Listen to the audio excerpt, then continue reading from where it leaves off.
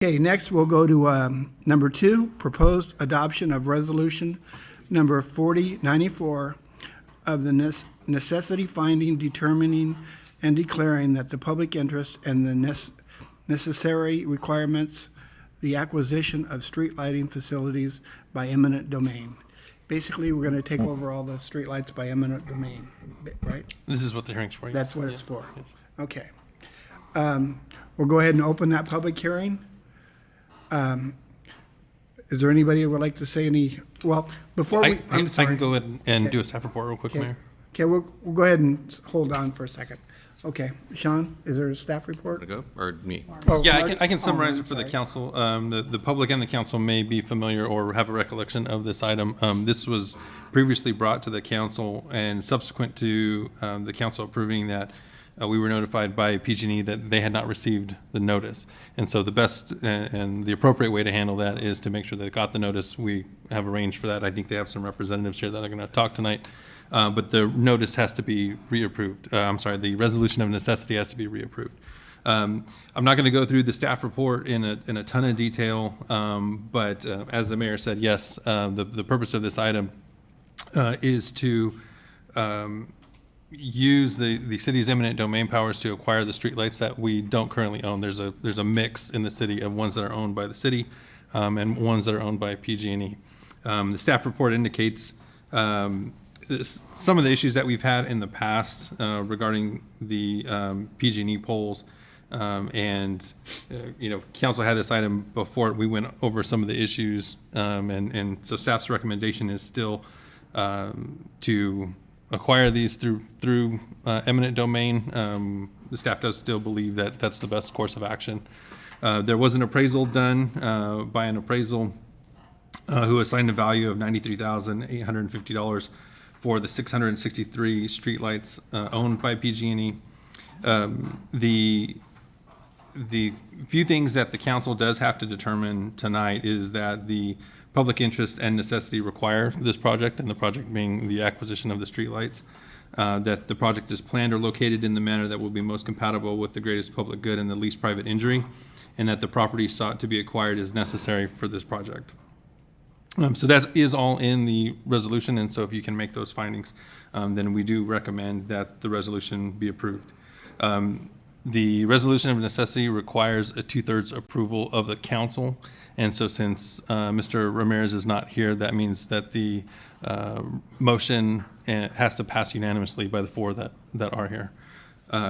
Sean is available to answer any questions, but if you don't have any, you can go ahead and open the public hearing, take public comment. Okay.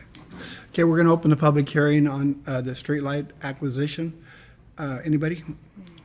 Mayor, let me add one thing. We did receive correspondence from legal counsel for PG&E that has been distributed. It is on your, it is in front of you, and it will be incorporated into the record. Oh, this one. Okay.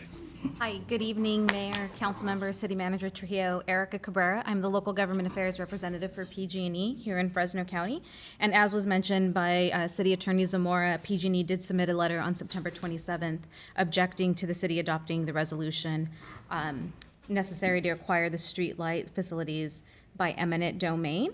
And so first and foremost, I would like to state that if the city has concerns regarding maintenance issues or other service-related issues, we welcome the opportunity to work with you and address those city's concerns rather than engage in time-consuming, expensive litigation.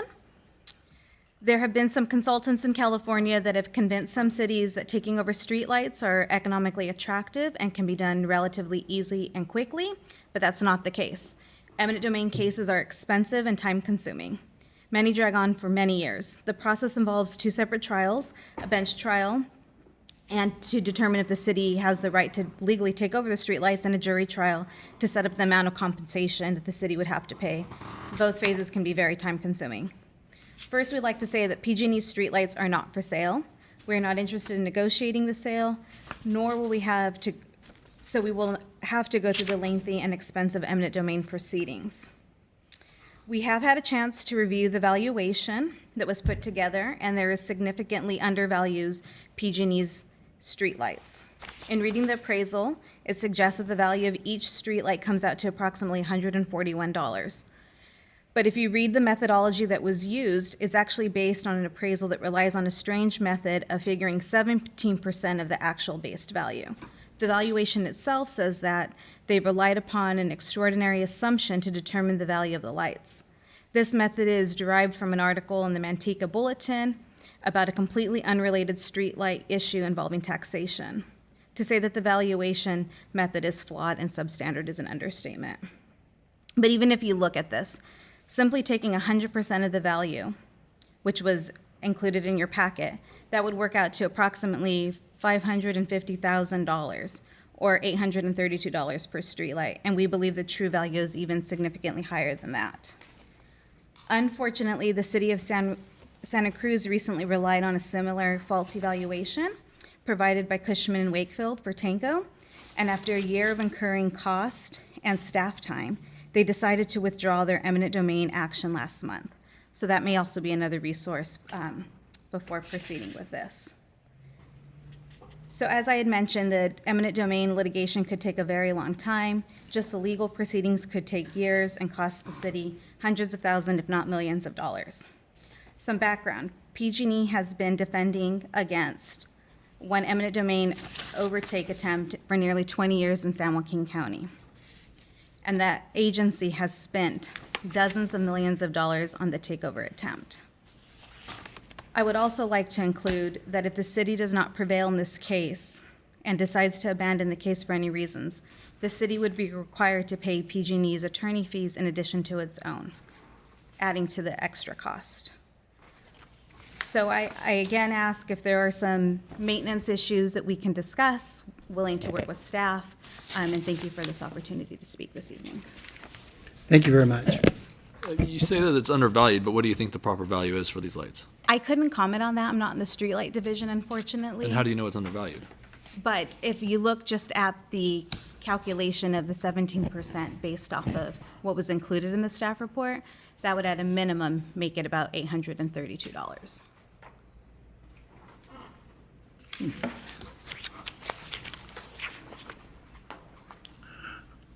Okay, is there anybody else would like to talk? Hi. Hi, Council. My name is Jim Brager. I'm a 47-year member of the IBW, International Brotherhood of Electrical Workers. I'm here to talk about the qualifications of our troublemen that do this work. Pat O'Brien did it for 30 years. If you guys been around, you know Pat. Daryl Crosway's doing it now. He's been doing it for 10 years. And he told me, I reached out to him, said a few years back, he didn't do any. And all of a sudden, a year later, he got 100 to do. So I believe that he lives in this town. He's been a troubleman for 10 years. And I believe he's the right person to continue doing this type of work. I've been around Coalinga. I spent 10 years at Gate Substation. I maintained the substation around here for 10 years. And I've worked close hand with those guys for my career here. So I just want to let the committee know that you have people right here that's been doing the job, that can do the job, and why change?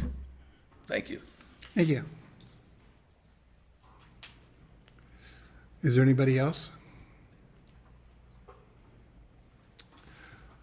Okay, we'll go ahead and close the public hearing. And council, we'll go ahead and discuss this.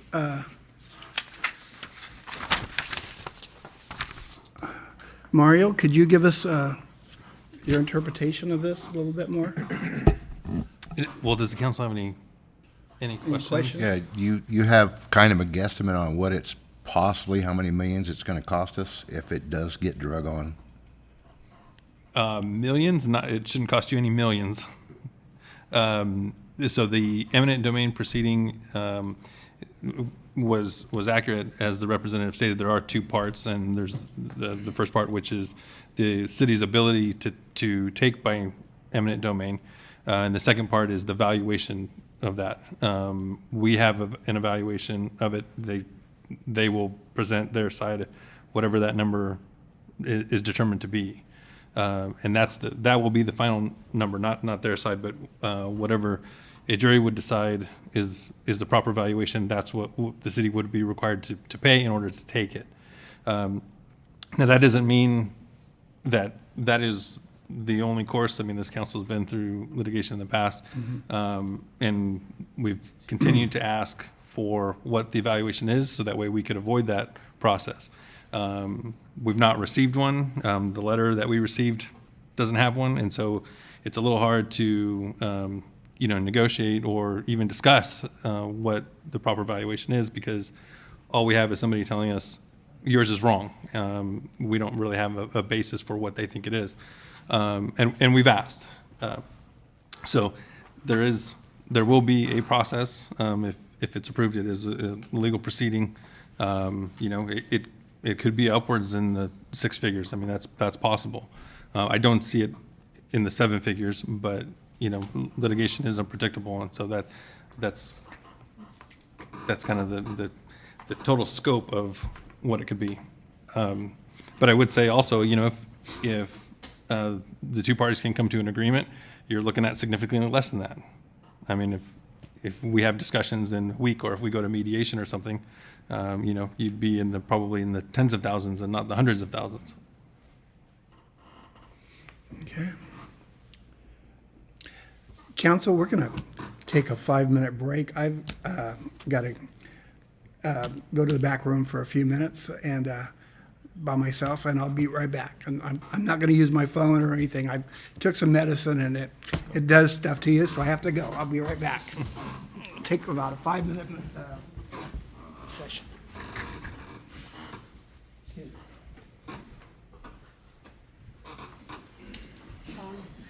Sean, do you know who's on call today from Public Works?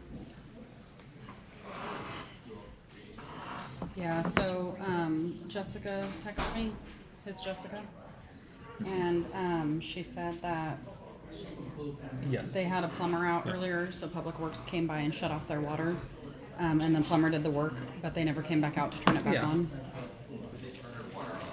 I mean, I don't know. so But she said that they called the PD, but they're really busy right now, and they don't have time to call the on-call maintenance So you worker. can put his as just a public comment. I mean, it's not, the public hearing is for the property owner, which is. Yeah, I'll PGE. text you the address. So, I mean,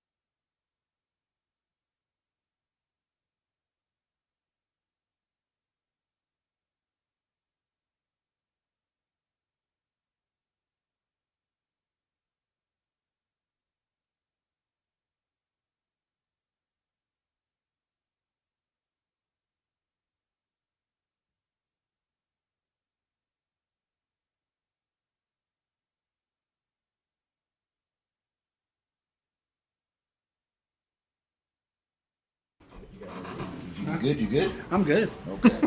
Okay, I'm gonna plug it in. it's over there on the wall. Hanging up? It's hanging up. I got you. Oh, I know what you're talking about now. Haven't used one yet. All right, let's go get them. I've had to use them a couple of times. Yeah. Not for me. No, you can't use it on yourself.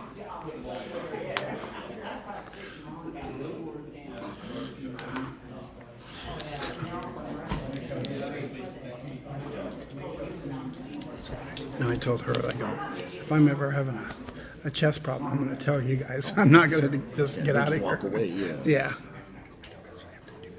Okay.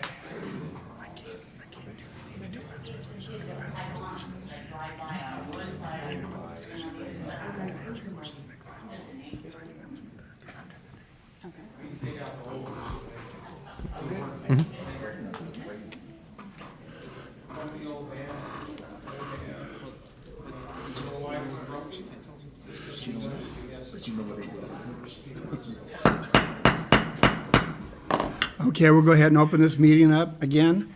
Thank you for the recess. Okay, council, do you have any questions?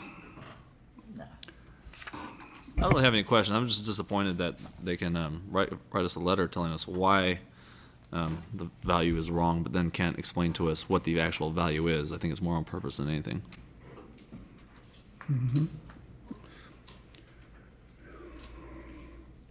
So Okay. can we make a motion? Yeah, go ahead. If you want to make a motion. Yeah, let's go make a motion. Let's go ahead and pass it. Let's move forward. I'll second that. Okay, it's been made, motion's been made and seconded. Roll call, please. Mayor Pro Tem Singleton, Aye. Councilman Horn, Aye. Councilman Atkinson, Aye. Mayor Ramsey. I vote aye. And we'll see where it goes.